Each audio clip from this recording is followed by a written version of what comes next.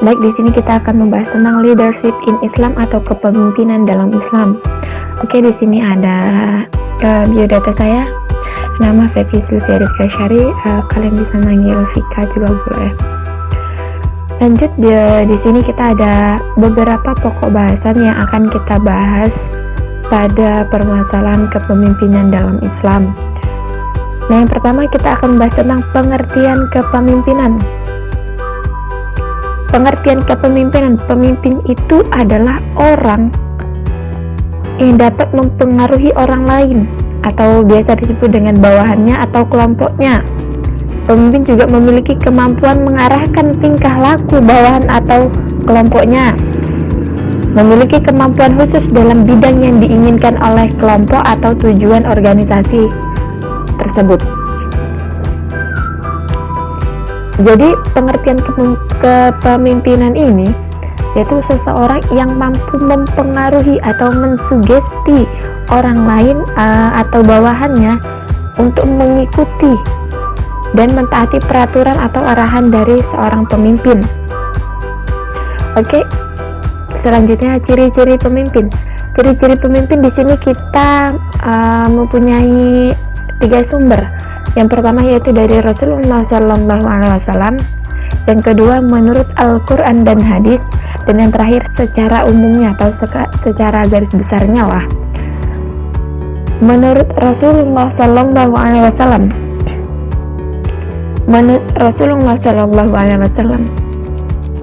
pemimpin seperti apa sih yang seharusnya ada atau ciri-ciri seorang pemimpin?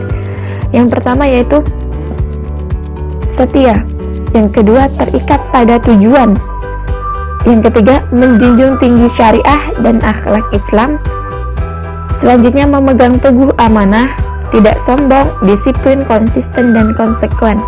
Jadi seorang pemimpin harus, menurut Rasulullah, harus memiliki ke-6 ciri ini atau ke-6 sifat ini agar menjadi seorang pemimpin yang baik, yang dapat ditiru kebaikannya, sifatnya, dan memberikan sesuatu yang bermanfaat bagi kaumnya.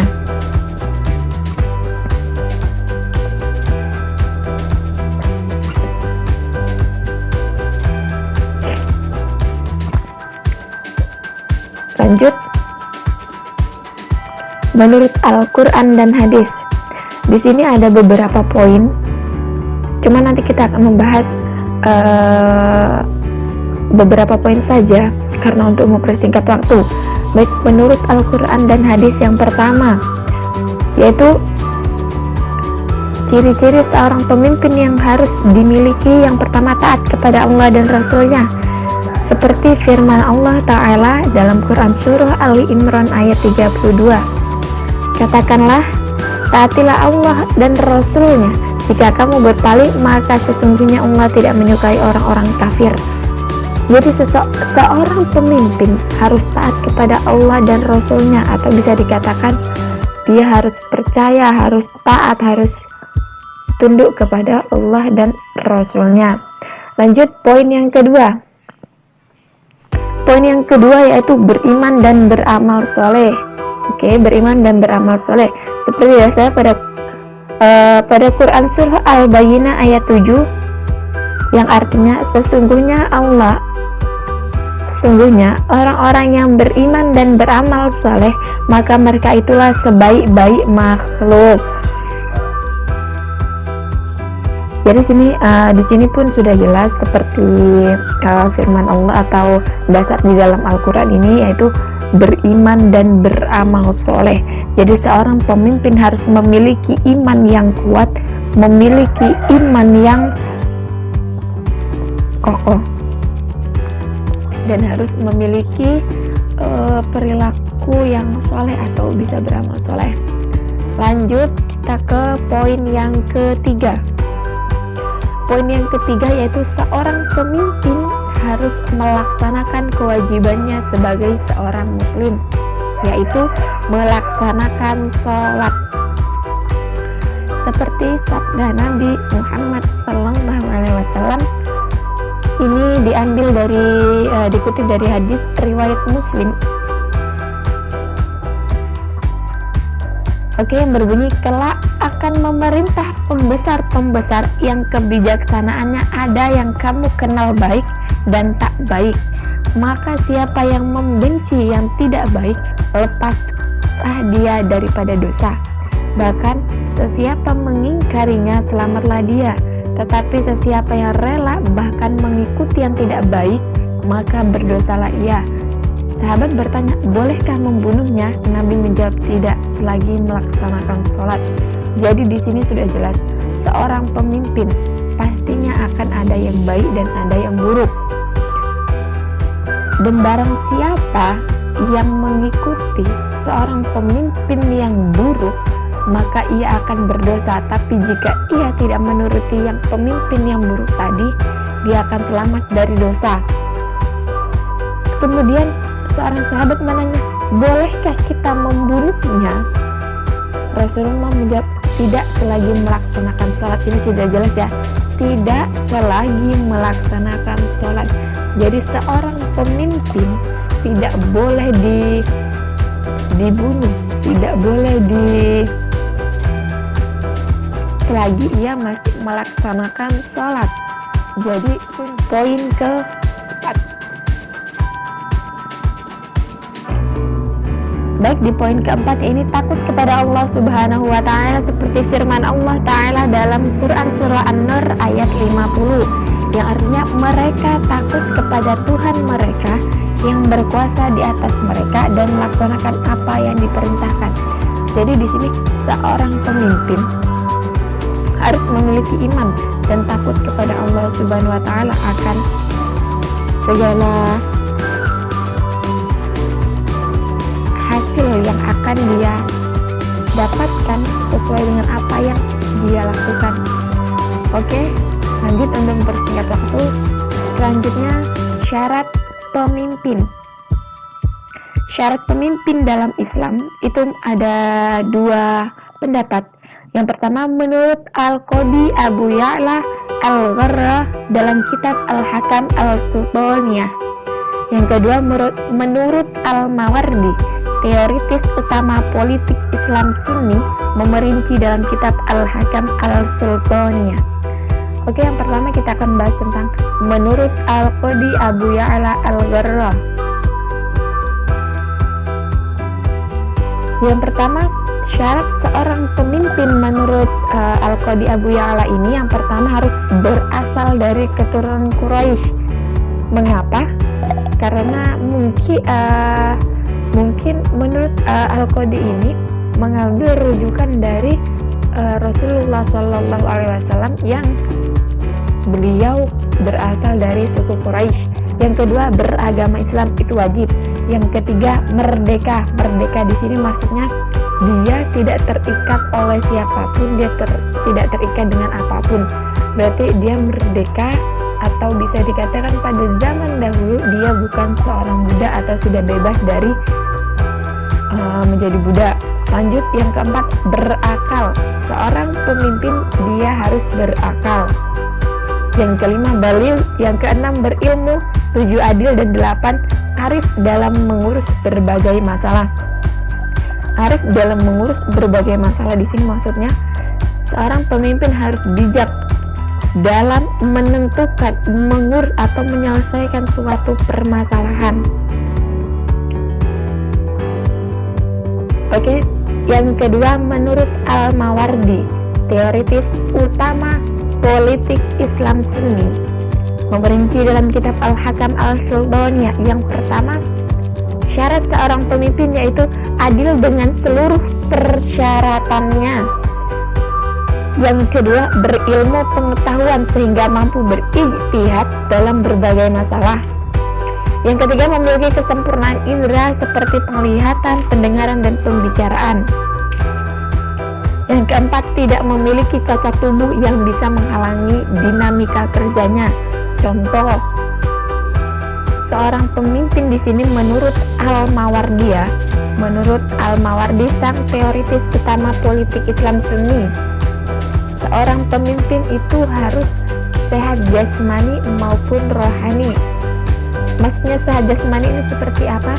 Yaitu orang yang tidak memiliki suatu kekurangan atau cacat dalam jasmaninya atau tubuhnya, sehingga tidak dapat mengganggu dinamika kerjanya.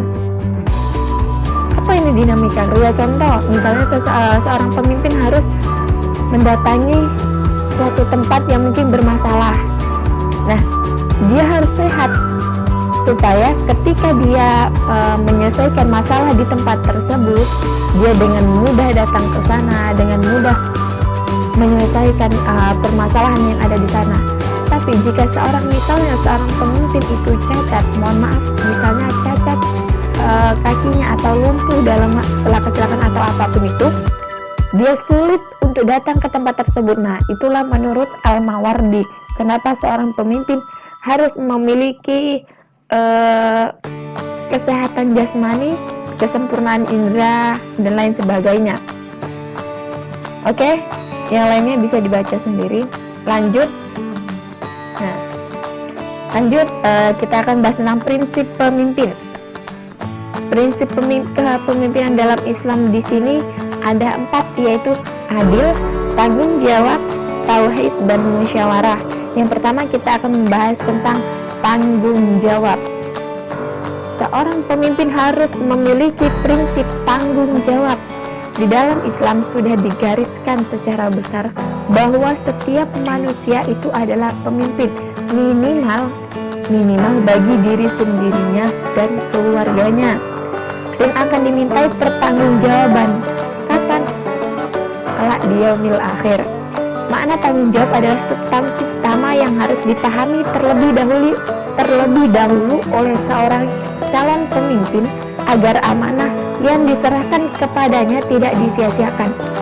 Jadi di sini seorang pemimpin yaitu harus bertanggung jawab akan amanah yang ia pegang dan yang telah dipercayakan kepadanya. Sehingga apa? Seorang pemimpin itu tidak menyia-nyiakan apa yang telah diamanatkan kepadanya. Jadi ingat, prinsip seorang pemimpin itu harus tanggung jawab, minimal memimpin dirinya sendiri.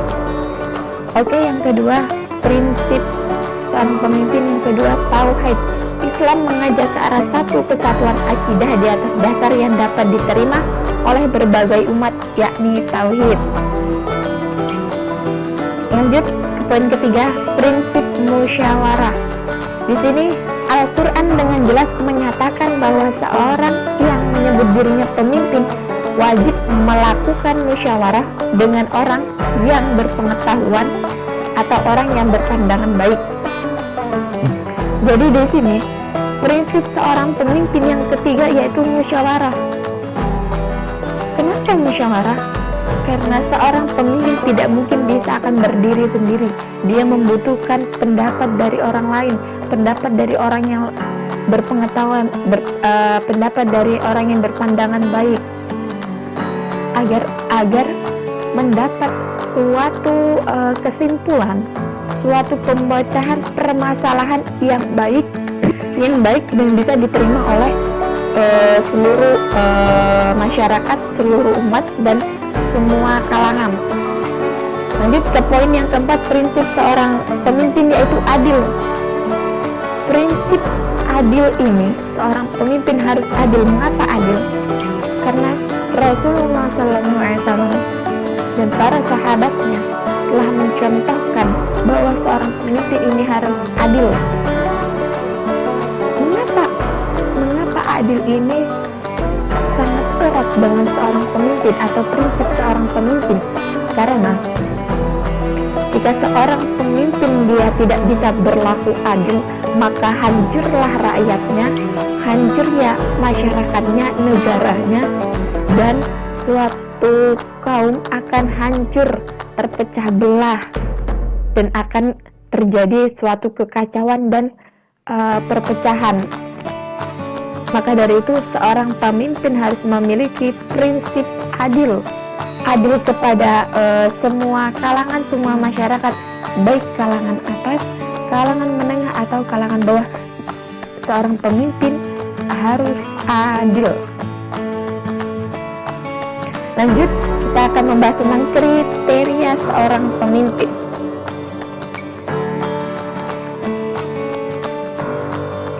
Kriteria seorang pemimpin yang pertama, pemimpin yang mukmin. Maksudnya di sini pemimpin harus muslim, harus seorang yang beragama Islam. Yang kedua, tegas dalam menjalankan perintah Tuhan. Yang ketiga, takut kepada Allah Subhanahu wa Ta'ala sewaktu mengurusi orang-orang yang dipimpinnya. Apa maksud dari poin yang ketiga ini? Maksudnya di poin ketiga ini yaitu seorang pemimpin ketika mengurus rakyatnya, dia harus memiliki rasa takut kepada Allah.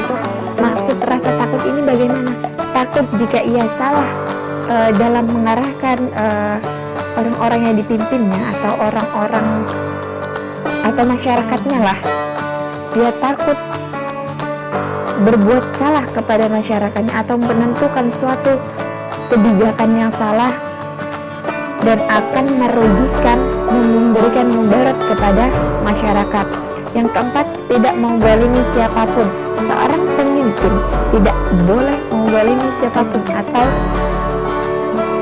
mengejar atau juga menghakimi siapapun atau melukai siapapun.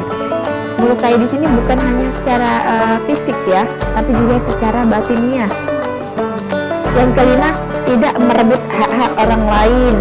Nah, di poin kelima ini seorang pemimpin tidak boleh merebut hak yang bukan jadi miliknya. Contoh, misalnya ada seseorang yang memiliki sebuah tanah, tapi seorang pemimpin itu merebut hak orang tersebut untuk mengambil tanah tersebut dan digunakan olehnya, walaupun dengan alasan untuk misalnya untuk kepentingan masyarakat umum atau untuk kepentingan pribadi dan lainnya. Itu tidak boleh karena itu merebut hak-hak orang lain. Yang keenam, menegakkan dan bukan melecehkan hudud Allah. Yang ketujuh, membahagiakan rakyatnya dengan mengharapkan ridha Allah. Jadi seorang pemimpin atau kriteria seorang pemimpin yaitu harus bisa membahagiakan rakyatnya, membahagiakan orang-orang yang dipimpinnya dengan mengharap ridha Allah, bukan mengharap pujian dari orang lain atau manusia. Yang kedelapan, menjaga masyarakatnya dari penindasan. Yang kesembilan, menetapkan kebijakan sesuai ketentuan Allah. Jadi seorang pemimpin harus menetapkan suatu hukum, menetapkan suatu kebijakan sesuai dengan ketentuan Allah. Tidak boleh melenceng dari ketentuan yang telah Allah tentukan. Yang terakhir, menjadikan hidup rakyatnya aman dan tentram. Lanjut, sifat pemimpin. Sifat pemimpin yaitu yang pertama iman dan tauhid, yang kedua ketaatan, yang ketiga kebersihan hati, yang keempat penunjuk sifat seorang pemimpin. Yang pertama iman dan tauhid. Jadi seorang pemimpin harus memiliki iman yang kuat, memiliki iman yang baik yang bisa dicontoh oleh masyarakat, dan dia bisa memimpin rakyatnya dengan iman atau rasa takut kepada Allah. Yang kedua ketaatannya kepada Allah. Yang ketiga ini kebersihan hati. Maksudnya kebersihan hati ini bagaimana? Tidak ada di dalam hatinya rasa iri hati, dengki atau benci, dendam dan lainnya. Yang keempat, penunjuk sebagai penunjuk. Di sini yaitu sifat seorang pemimpin, dia harus menunjukkan kepada rakyatnya ini yang benar. Ini mungkin yang bisa bermanfaat bagi kalian. Yang jelas seorang pemimpin tidak boleh memberikan sesuatu atau menunjukkan sesuatu yang akan menghasilkan sebuah kesalahan atau sebuah kerugian, sebuah penindasan atau kemudaratan kepada manusia. Lanjut, macam-macam pemimpin. Di sini macam-macam pemimpin yaitu ada 4, ada khalifah, imam, ra'i, dan amir. Oke, yang pertama kita bahas tentang imam.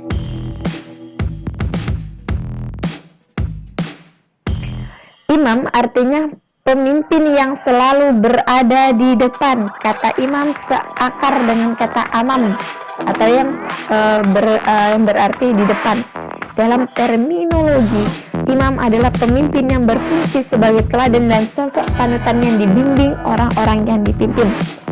Jadi di sini seorang pemimpin harus bisa menjadi sosok yang bisa menjadi panutan, teladan yang baik, yang dapat membimbing masyarakatnya, umatnya atau orang-orang yang dipimpinnya kepada kejalanan yang benar, yang nantinya akan memberikan manfaat kepada dirinya dan juga masyarakat lain. Yang kedua, khalifah. Khalifah secara terminologi artinya pengganti kepemimpinan Rasulullah. Kemudian ra'i. Ra'i berasal dari kata ro'a, yar'a, yang dari ayatan dalam kitab Munawir, yang artinya kepemimpinan. Dalam terminologi, ra'i menyiratkan pentingnya makna riayah, yang artinya menggembala, memelihara, mengarahkan dan memberdayakan orang-orang yang dipimpin. Jadi di sini ra'i yaitu seseorang yang bisa mengarahkan, memelihara umatnya untuk ke jalan yang lebih baik lagi. Dan yang terakhir, amir. Amir artinya pemerintah. Amir artinya pemerintah. Dalam hadis riwayat Bukhari, Ibnu Majah dan Imam Ahmad, kita wajib menaati seorang pemimpin atau amir, apapun warna kulitnya, bentuk rupanya, kaya atau miskin, selama pemimpin itu berada dalam bimbingan wahyu Allah. Jadi di sini amir yaitu kita jangan melihat bagaimana warna kulitnya seorang pemimpin itu, bagaimana rambutnya, bagaimana sukunya, bagaimana dia kaya atau miskinnya. Tapi yang perlu diperhatikan yaitu apakah pemimpin itu taat atau berada dalam bimbingan atau jalan yang benar, atau jalan menuju sesuatu yang baik, yaitu bimbingan wahyu Allah Subhanahu wa ta'ala.